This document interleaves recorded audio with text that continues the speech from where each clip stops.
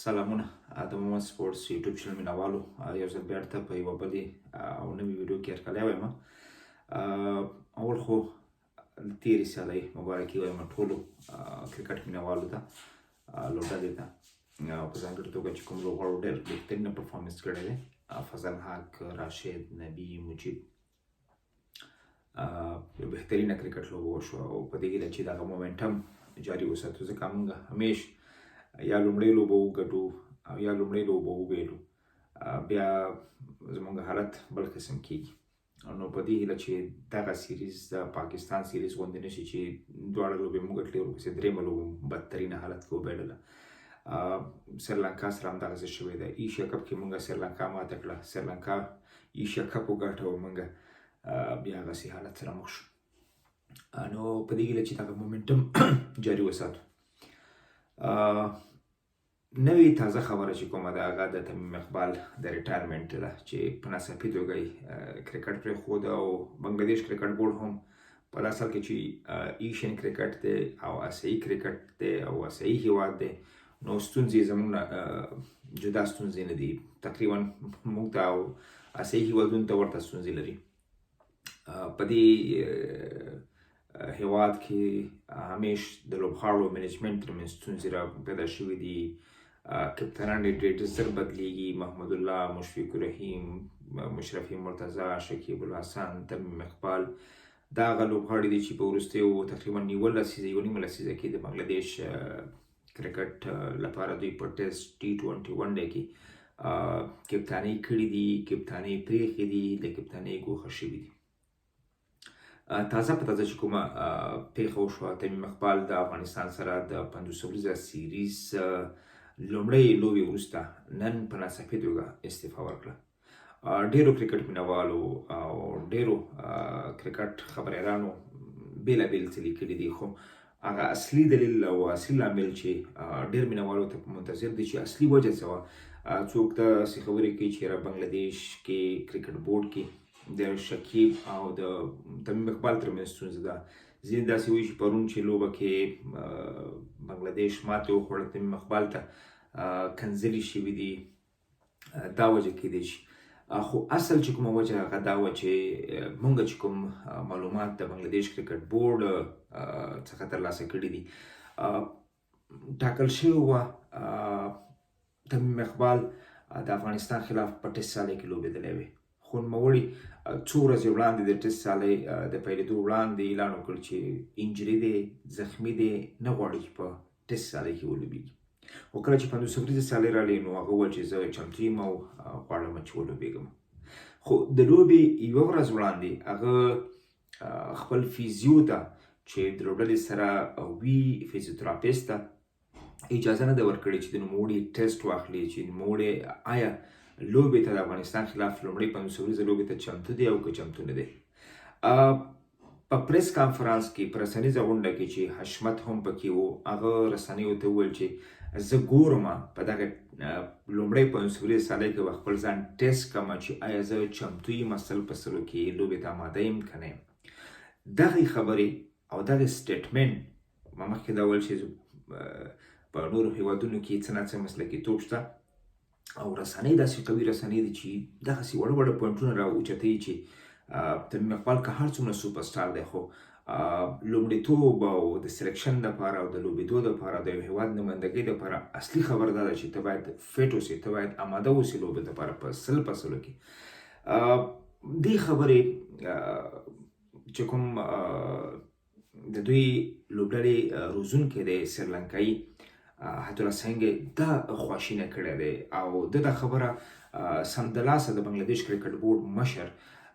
نظم الحسن ته کړې ده، ټلیفوني ورته کړی دی او هغه سره نیم ساعت هغه خبرې کړي دي چې په ډېر قهر او په غوسه دی چې څرنګه یو لوبغاړی فیزیوتراپیست ته د خپل فټنس د معلومولو اجازه نه ورکوي،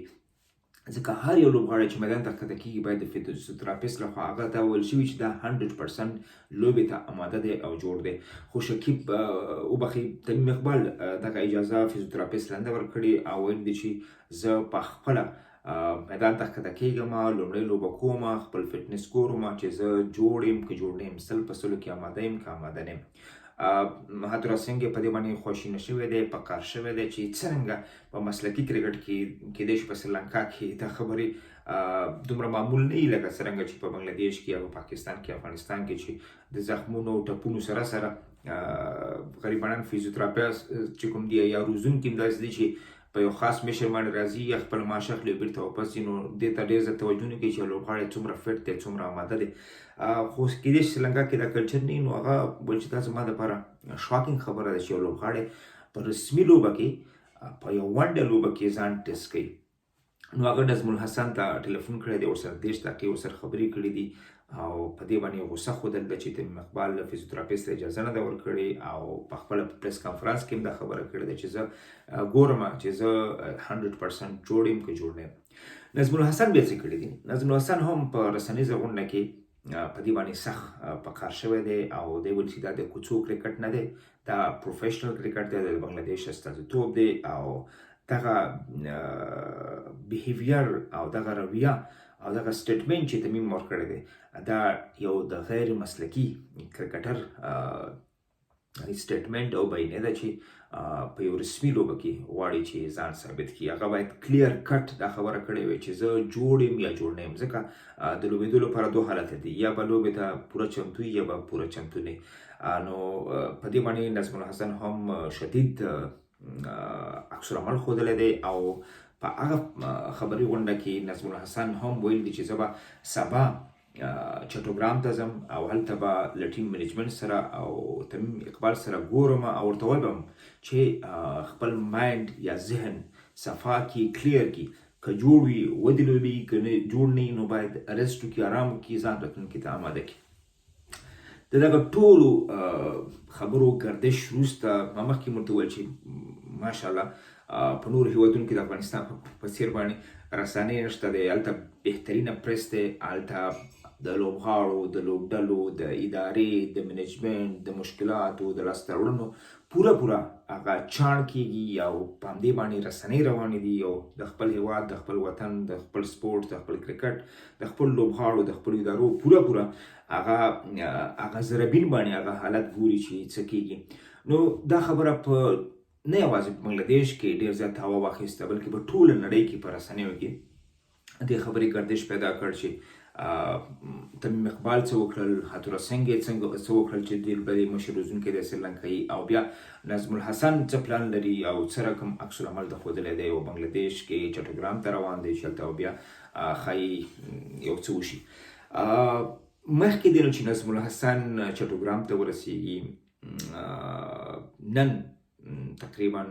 2 ساعته وړاندې تمیم اقبال یوه رسنیزه غونډه راوغوښته او په هغه رسنیزه غونډه کې اعلان وکړ چې کرکټ پرېږدي، څومره چې وسو، څومره چې توان کې و، هغومره کرکټ یې د بنګلادیش لپاره وکړ، هغومره کمیټمنټ ژمنتیا سره یې وکړ، په ډېره مینې سره یې وکړ او همیش د کورنۍ د فیملي د ارمانو چې کله هم د بنګلادیش لپاره لوبېږي نو ښه ولوبېږي او 100% ورکړي او ده خپل دغه کوشش کړی دی په دې هیله چې مینوال او وطنوال او د کرکټ مینوال د کرکټ کیریر نه هم راضي اوسي او د چې څه کړي دي هغه د دوی لپاره قناعت بخش وي. نو اصلي خبره دغه وه او د دې وجې نه چې د دوی ترمنځ چې کوم هغه د معلوماتو خلا وه یا د کمیونیکیشن خلا وه یا هغه د بې اعتمادۍ فضا وه، د اول د تمیم اقبال او د فیزیوتراپیست او ورپسې د تمیم اقبال او د کوچنګ او ورپسې د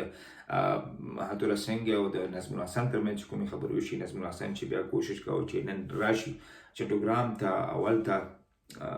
خبره سپینه کړي چې ولې داسې شوي دي. نو